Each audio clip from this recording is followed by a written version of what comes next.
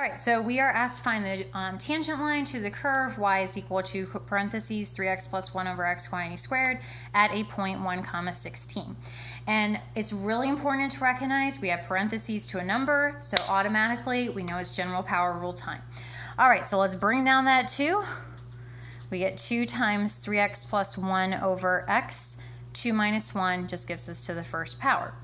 Now, we then have to spend some time thinking about how to take the derivative of this 3x plus 1 over x. Now, we know how to take the derivative of 3x. That's pretty straightforward.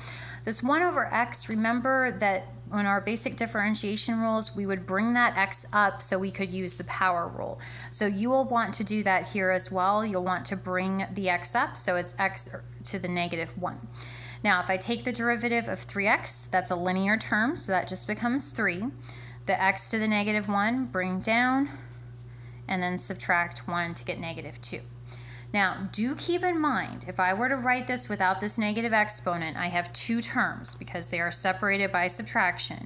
So this would look like 3 minus 1 over x squared as the derivative of the inner.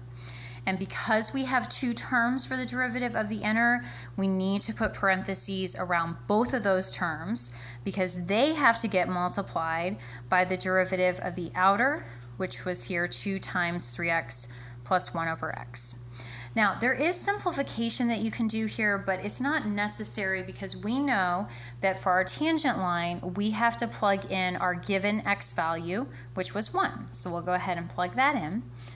So we get 3 times 1, so that's just 3, plus 1 over 1, and then times 3 minus 1 over 1 squared would just evaluate to 1. So we're looking at 2 times 4 times 2, so we're looking at 4 times 4, so we get 16 for our y prime evaluated at 1. And that is just a coincidence that the function value and the derivative are the same at x is equal to 1.